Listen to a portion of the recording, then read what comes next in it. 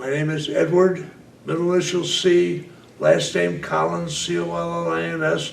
The highest rate that I held aboard the USS Okanagan and in the Navy was boiler technician, 3rd class. I was sent aboard a ship called USS Noble, which was a training ship for engineers.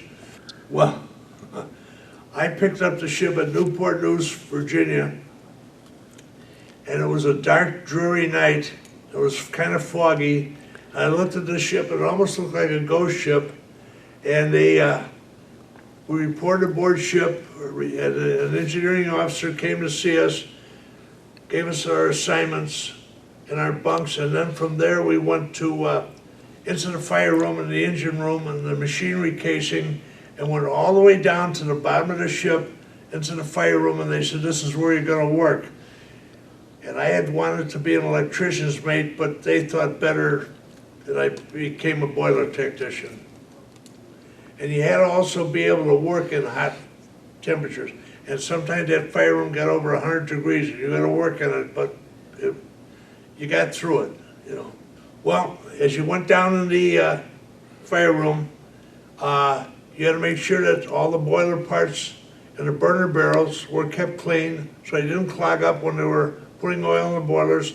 We had to clean the deck plates, we had to keep everything clean, it was called ship shape, and keep everything ship shape for the next crew. They came on and they did the same thing, a lot of repetition. But it was nice to know that you were participating in actually running the ship. Well, you never really, when you were out at sea and you were answering bells and you were underway, you never really had time to think about that. You knew the deckhands were up there doing whatever they were supposed to do, but we had answer bells and we were making steam, and we used to sail about 10 or 11 knots. It was not our top speed, it was our cruising speed. When I was a fireman, I slept in the bottom bunk.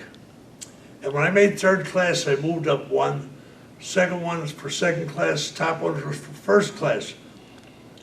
I was on a tour of the USS North Carolina, and I said I used to sleep in the bottom bunk till I got promoted and slept in the upper 2nd bunk as a 3rd class.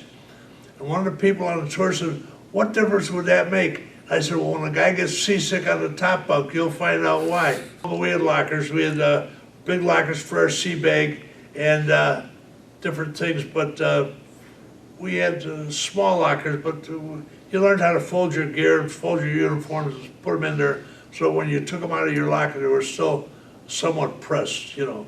Oh, our food was good. Our food was good. When troops were aboard and we were an APA as a troop ship, there was a lot of people to feed, and they kind of fed you a lot of rice and a lot of beans. But when the crew was not aboard, when the troops were not aboard ship, we ate very, very well, you know.